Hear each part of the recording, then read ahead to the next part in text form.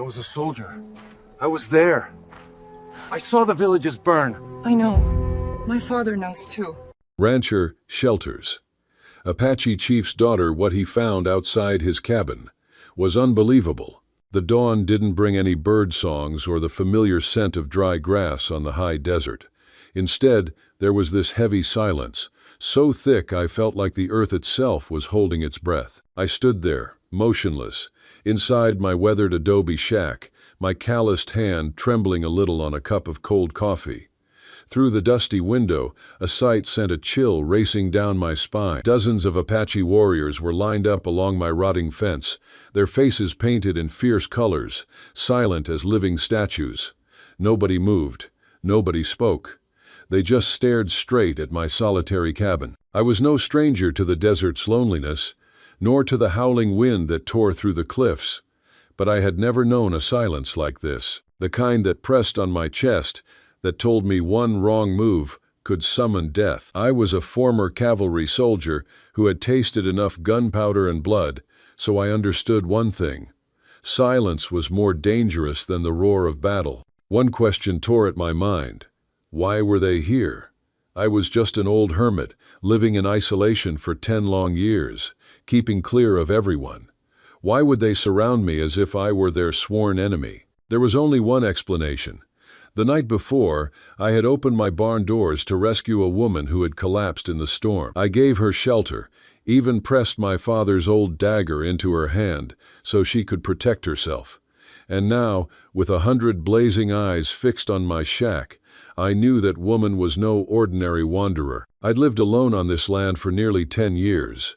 Ever since a campaign I'd been part of had gone wrong, ending in a massacre, I'd built high fences, planted a few desert shrubs, and locked my heart away, as if it had been buried alongside the ghosts of the past. The prospectors and outlaws who occasionally passed through this stretch of Arizona desert called me the Stone of the Sangre de Cristo, half an insult, half a mark of respect. Anyone who could survive this long on this brutal frontier wasn't a man to take lightly. My adobe shack stood solitary in a sea of red rock and dry scrub, its back pressed against the rust-colored mountains, its front opening onto a plain that stretched clear to the horizon. Day after day, my world was nothing but the rustle of lizards, the distant call of a hawk, and the endless whistle of the wind.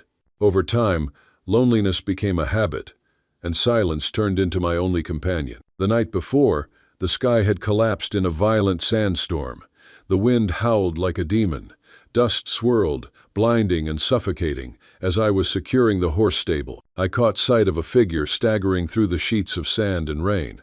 A woman, her long black hair clung to her pale face. Her deerskin dress was soaked through. She moved as though each step was a battle against some unseen enemy. "You need shelter," I rasped, raising my voice above the gale. The woman turned, and in a flash of lightning, I saw her eyes deep, dark, filled with both fear and defiance. She shook her head and whispered, "I cannot stay. My people, they will worry."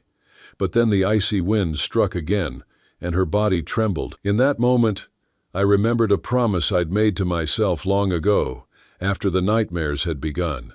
You may have done wrong, but you can still do right. Without hesitation, I unfastened the canteen at my belt and offered her a drink, then draped a heavy wool blanket over her shoulders.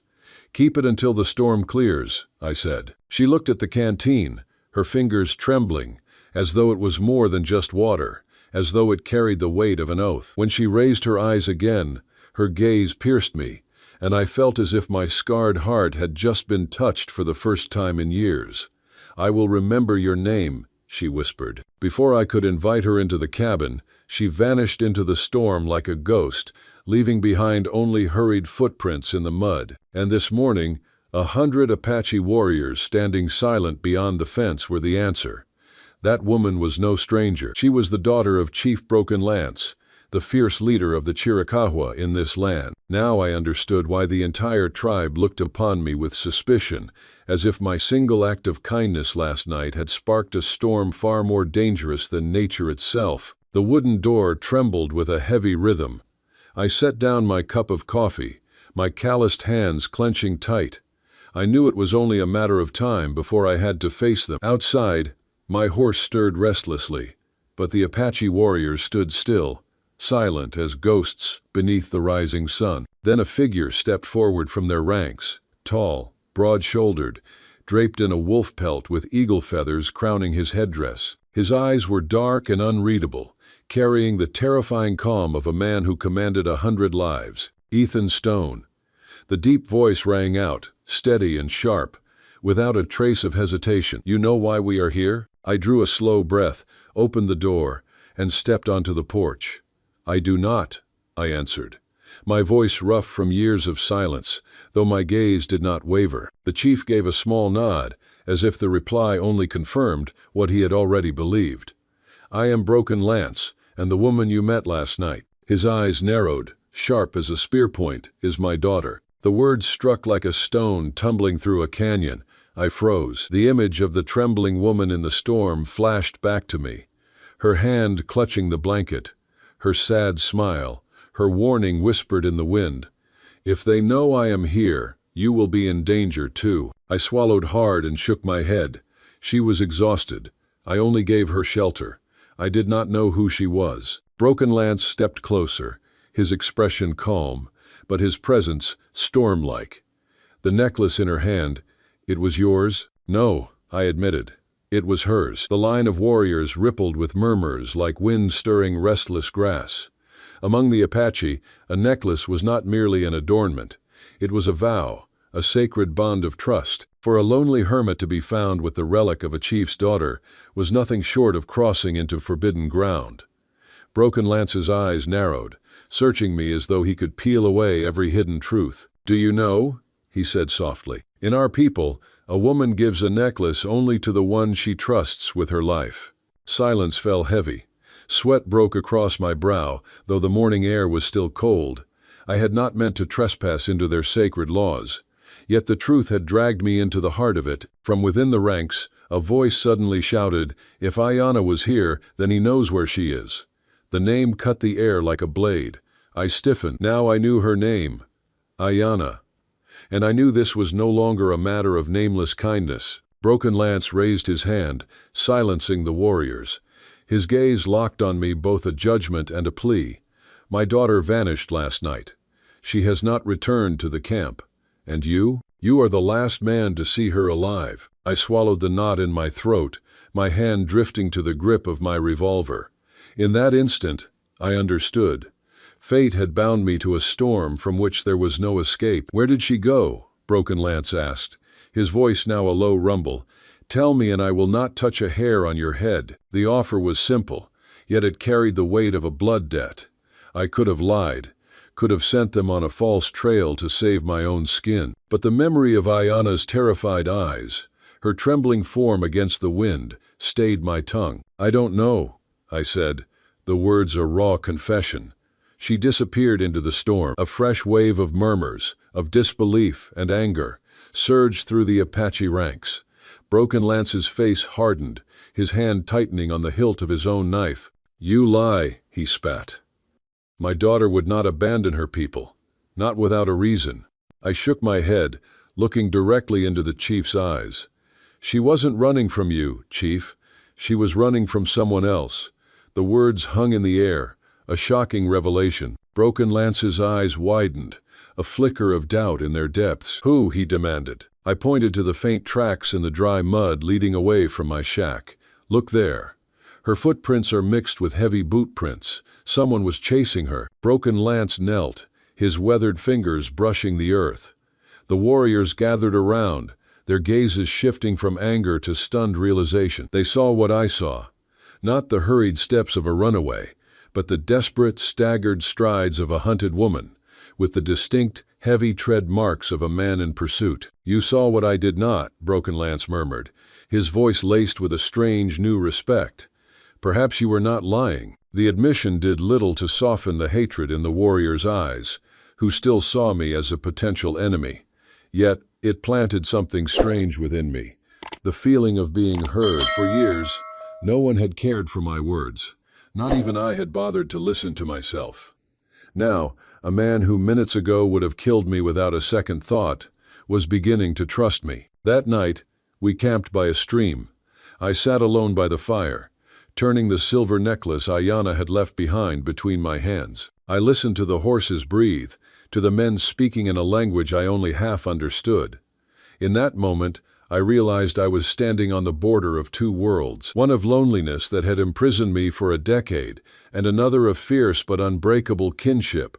And between them, a mysterious woman who carried a storm in her shadow. The road to her rescue would not be an easy one, for the tracks they followed were the marks of a skilled tracker, a professional hunter. They led north, toward the notorious mining town of Redemption, a lawless hellhole where men's lives were worth less than the gold they sought. The next morning, Broken Lance and I rode side by side, a stark contrast between the weathered cavalrymen and the proud chief. The warriors kept their distance, their suspicion a tangible presence in the air. I felt the weight of their judgment, yet I also felt a strange kind of purpose, a calling I hadn't felt since the war. I was no longer just a hermit hiding from my past. I was now on a quest, not just for Ayana's sake, but for my own redemption. As we neared the outskirts of Redemption, we found a small, abandoned camp. Broken Lance dismounted and knelt, examining a worn-out saddlebag. "This is not ours," he said, his voice grim. "It belongs to a bounty hunter." He held up a grimy wanted poster. The face on it was familiar to me, a man with a cold, cruel smirk and eyes that had seen too much death. "Reed Carter," I whispered, the name a bitter taste in my mouth. He was one of the cavalrymen I had served with, the most brutal and ruthless of the bunch. Reed was known for his cold-blooded efficiency, his willingness to do anything for money. "He's the one who took her," I said, a newfound certainty hardening my voice. Broken Lance looked at me, a question in his eyes. "You know him?" I swallowed hard. "I did. We served together. He was a good soldier, a bad man. The two of us were now bound by a shared enemy." We rode on into the town of Redemption, a place where the stench of whiskey, gunpowder, and desperation hung heavy in the air. The streets were a chaotic mix of prospectors, saloon girls, and drifters. Broken Lance, a few of his warriors, and I moved through the crowds, our presence a silent, menacing force. We split up, searching every saloon, every brothel, every back alley. I, my hand on my revolver, felt the familiar tension of a raid, the memory of my past missions flooding back. But this time, I wasn't looking to kill.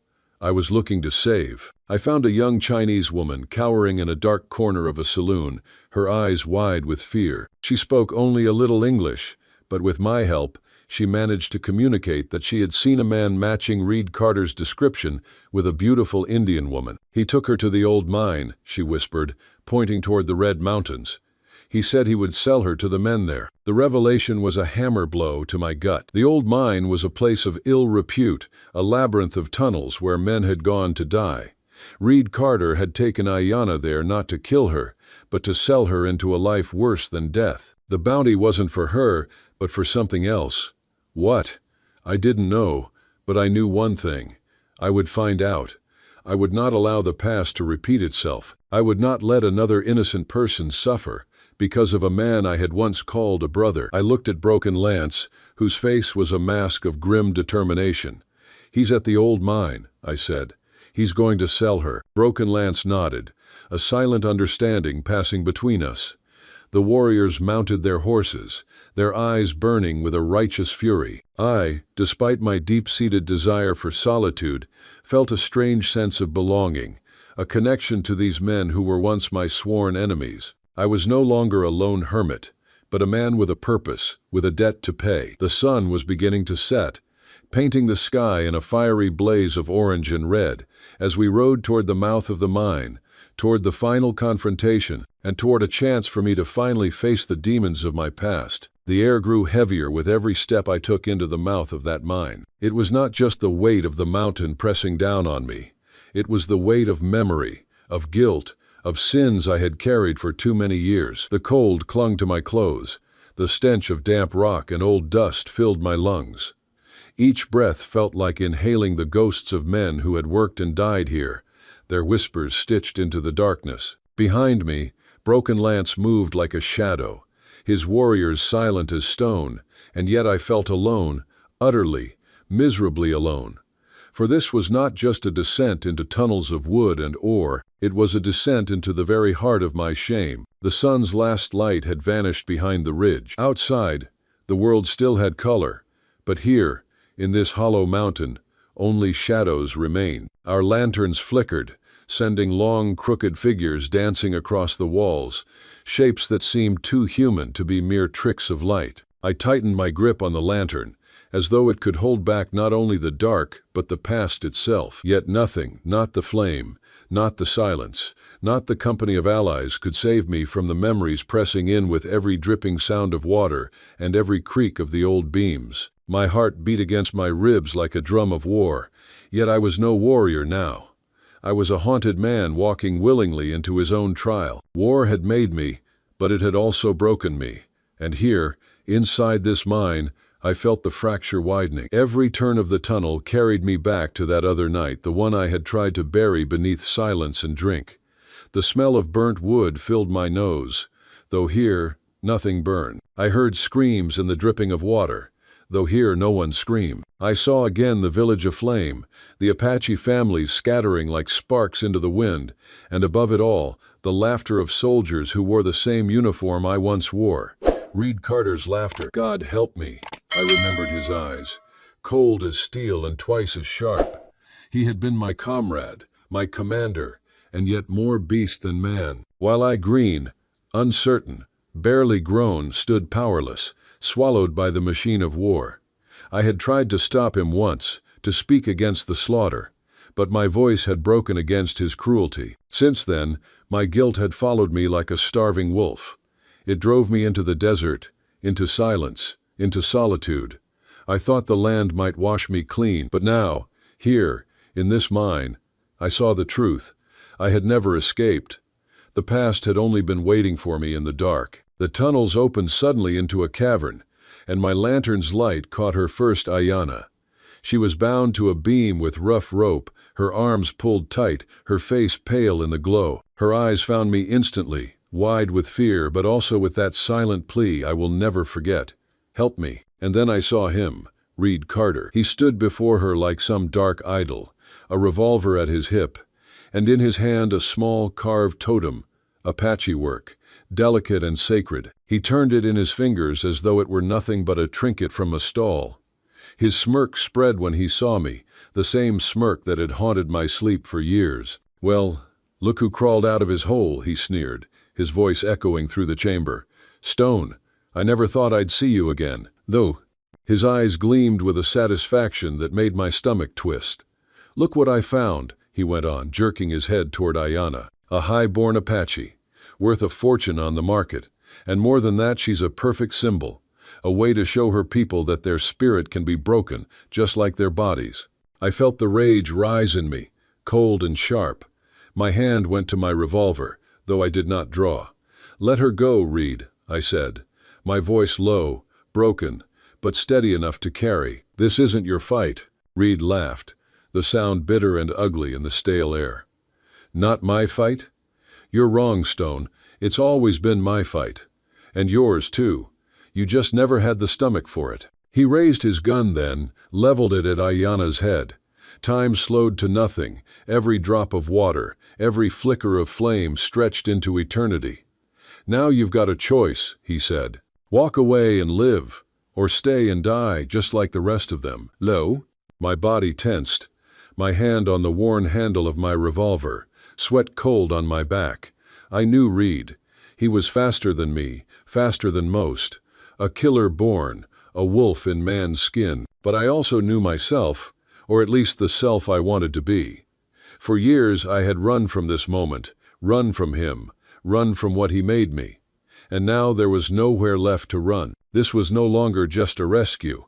It was a reckoning. I looked at Ayanna, her dark eyes wet with terror, her body trembling against the ropes. She had no words, only that look, that plea, and in it I saw the faces of the villagers, the children, the innocents I had failed to save before. The guilt that had poisoned me now became something else, fuel, fire, resolve. I would not fail her. Not her.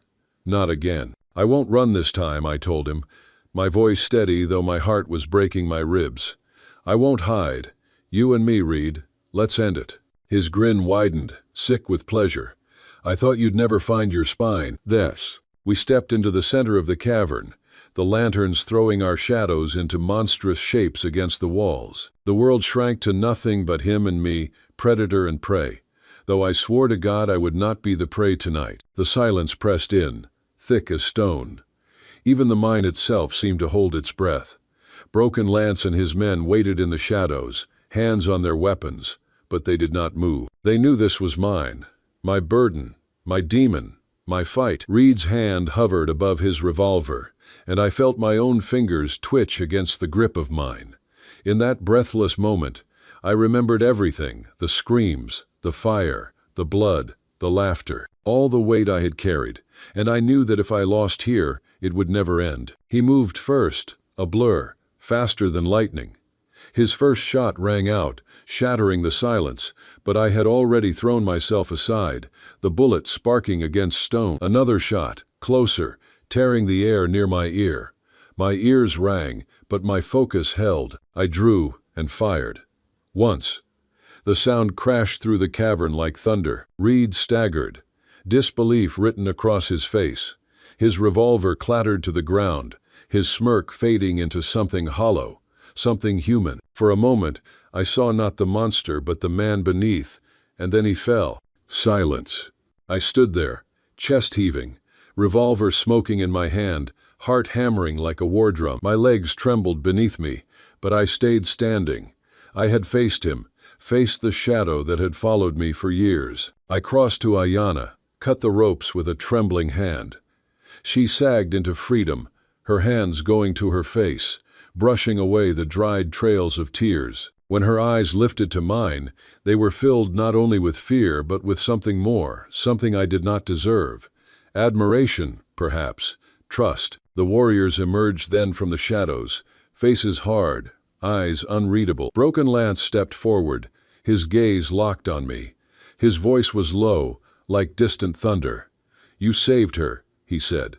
"You have honored your name, and you have honored the Apache." I could not meet his eyes. My gaze fell to the ground, to the dust, to the blood soaking into the rock. I had won. I had saved her.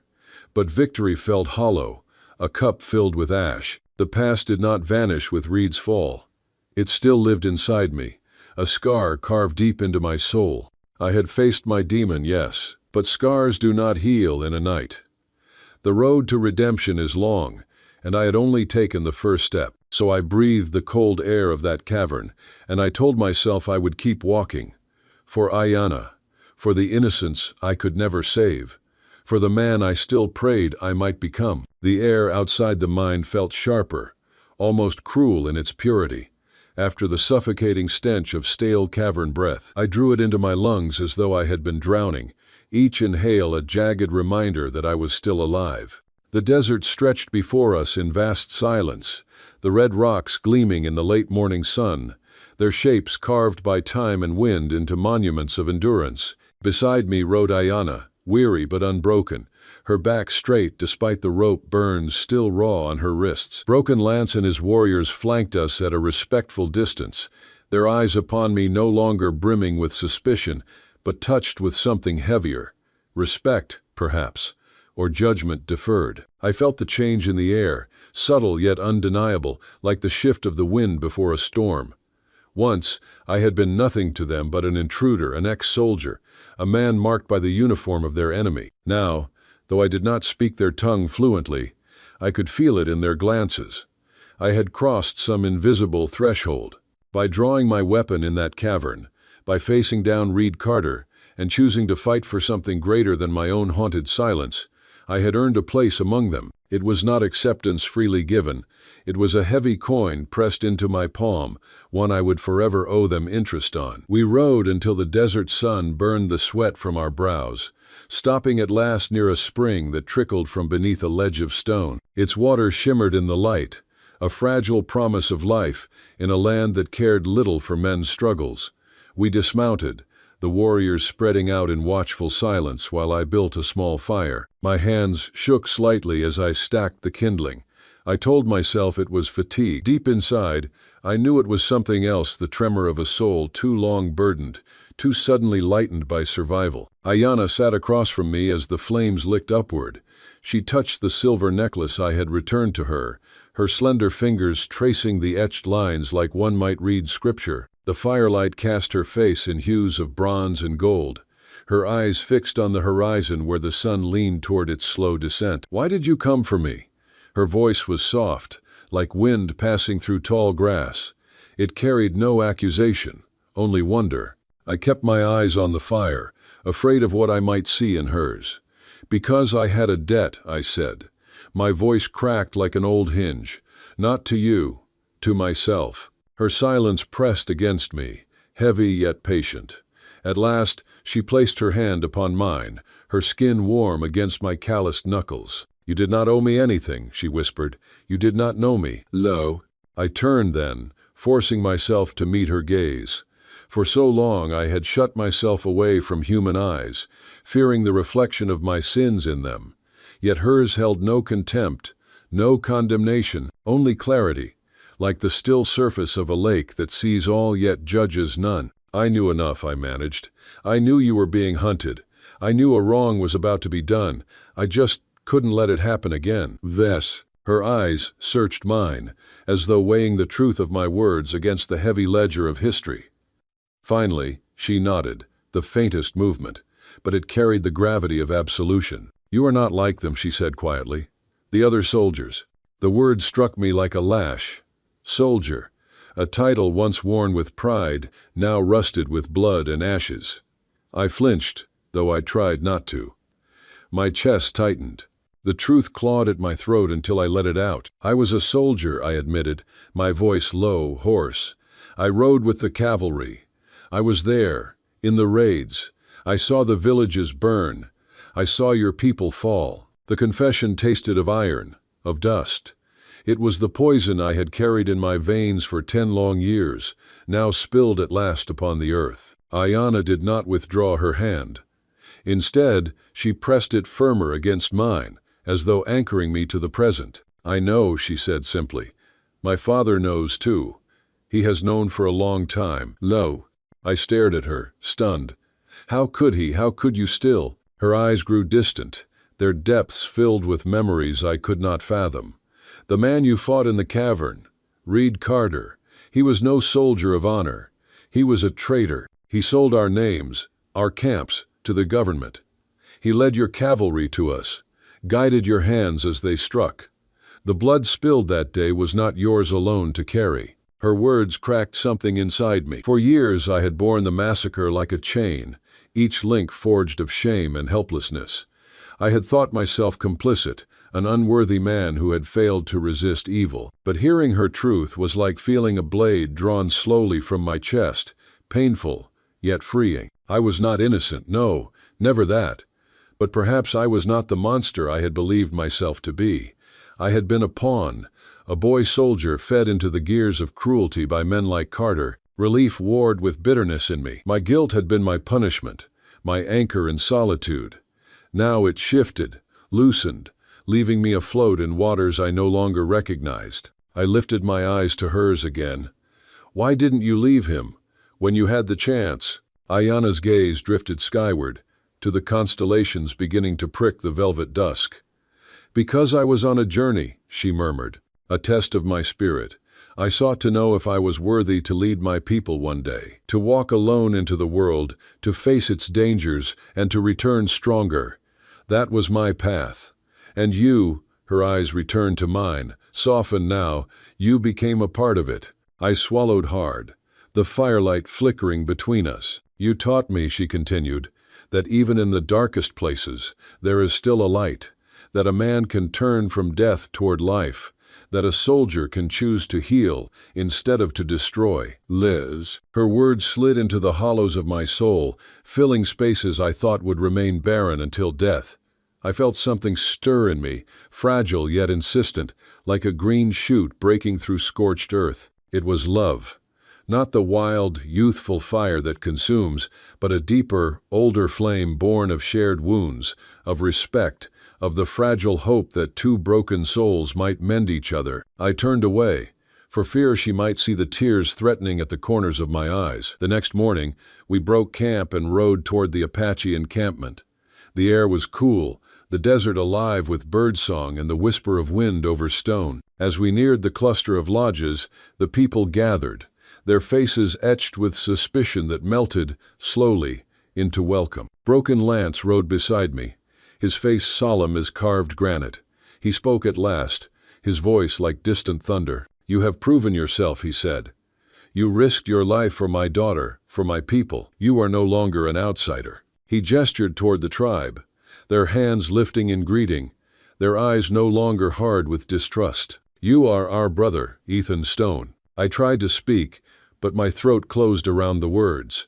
I could only nod, the weight of it pressing against my chest like a stone both crushing and anchoring me. I had found a family, a place to belong, a home I had thought forever denied me. Yet even as their acceptance wrapped around me like a cloak, I knew my journey was far from over.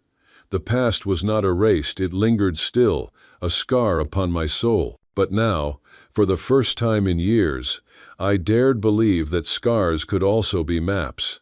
And perhaps, just perhaps, they might guide me toward redemption. The sun climbed high, baking the red earth as Ayanna and I rode back toward her people.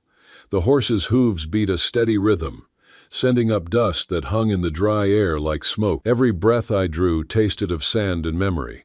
The desert stretched endlessly before us, and though I had walked it for years as a hermit, it felt changed now, alive with a warmth that wasn't only the sun's doing. It was the warmth of belonging, something I hadn't felt since I was a boy, too young to know what belonging even meant. When the Apache camp came into view, the land seemed to breathe.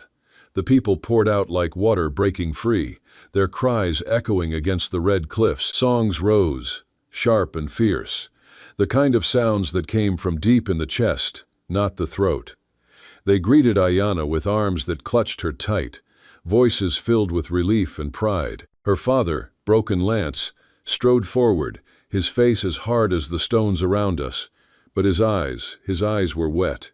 He held her as if he might never let go again. I stayed at the edge of that circle of joy, my hands heavy at my sides, my throat dry. It was not my place to share in their embrace, not my right to stand among them. I was an outsider, a man who had once ridden with soldiers who tore these same people from their homes, burned their villages, stole their lives.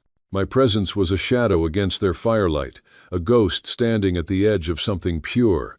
And yet, when Ayanna turned her face and found me through the crowd, her eyes softened. She smiled, a small, secret thing, and for a moment, I let myself believe I wasn't alone. That night, the camp sang long into the dark.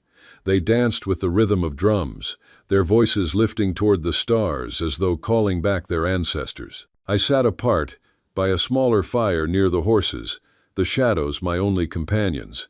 But she came to me, as I somehow knew she would. Ayanna lowered herself onto the earth at my side, her dress still smelling of wood smoke and sage. The fire lit her face in a way that made her look older, wiser, as if the desert itself had carved her features. We didn't speak for a long time. Words were too clumsy, too heavy. We let the silence carry us, let the flames and the night fill the spaces our hearts could not. Her hand reached out, brushing mine, and the touch was like cool water in a land that knew only thirst. At last, her voice broke the quiet. "What will you do now?" she asked, so softly I might have thought it was the wind. "My father. He offers you a place here, with us." I stared into the fire, watching the logs collapse into embers. The flames danced like restless spirits, always rising, always vanishing. "I don't know," I admitted. My voice sounded rough in my own ears, like boots grinding over stone. "I can't stay. My past, it's a tangle of things too dark, too twisted, and I can't go back either. Not to the army, not to the towns where I'm just another drifter, a man with nothing but ghosts. The desert," I paused, tasting the word. "The desert is all I have. It's where I belong." She looked at me then, really looked, as though she were reading the lines carved into my face the way her people read the stars. "You have a place with me," she whispered, her hand closed around mine. "If you choose it." The breath caught in my chest. I had been starving for so long, and here was food I didn't know how to eat. I wanted to believe her. I wanted to fold myself into the promise in her voice, to let her belief wash away the years of blood on my hands. And yet, I knew better. I smiled faintly, though it felt like it tore at me. "I know," I said. My throat tightened around the words. "But your path is here. With your father. With your people. And mine." I shook my head. "Mine isn't finished yet. I don't even know what it is. I only know I have to find it." Her eyes glistened in the firelight, but she didn't argue. That was her strength. She saw me as I was, broken and unfinished, and she did not try to mend me. She only accepted the cracks. We sat until the stars wheeled overhead, and the fire burned low, until sleep claimed the camp around us, and the drums faded to memory. When at last we parted, no words of farewell were spoken. We didn't need them. Our silence carried more weight than promises ever could. Morning came cold and pale, the desert painted in streaks of gold and violet.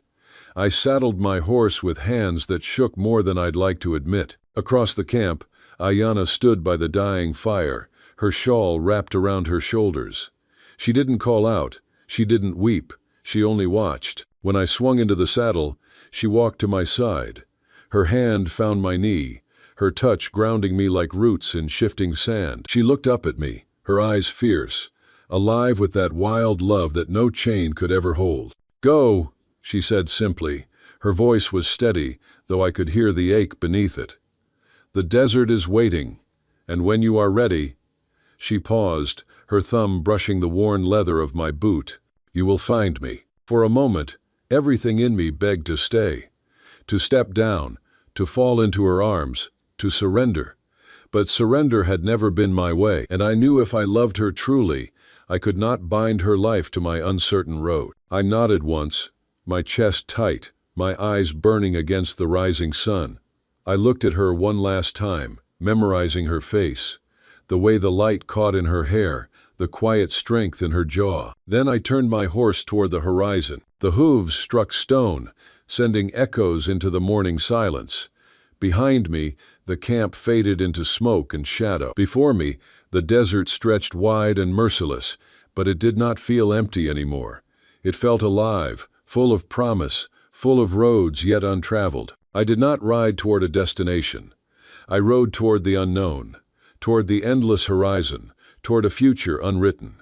For the first time in 10 years, I was not running from ghosts. I was riding to meet whatever lay ahead. And somewhere, in the shifting sands and the wide sky, I carried her with me, not as a chain, but as a flame that would never die. The desert opened wide before me, endless and merciless. Yet for the first time it did not feel like a cage. The horizon stretched in colors I could not name, bleeding orange into violet, violet into blue, as though the heavens themselves were painting a road for me to follow. My horse moved steady beneath me, the creak of leather and the soft thud of hooves, the only sounds against the morning silence. Still, my chest ached. Every mile that grew between me and that camp felt like tearing sinew from bone. I told myself I had made the right choice, that Ayanna's life was meant for more than following a man haunted by ghosts. But the truth is, I wanted her beside me. I wanted to hear her laughter when the desert nights grew too long. I wanted her hand resting lightly on mine when the darkness pressed too close. A gust of wind swept across the plain, carrying the faintest trace of sage smoke. For a moment, I could almost believe it was her breath, whispering against my ear. I closed my eyes and saw her as she had stood that morning, shawl drawn around her shoulders, eyes unflinching, love burning there like a fire that even the strongest storm could not snuff out. "You have a place with me," she had said. The words echoed inside me, not as a chain, but as a compass.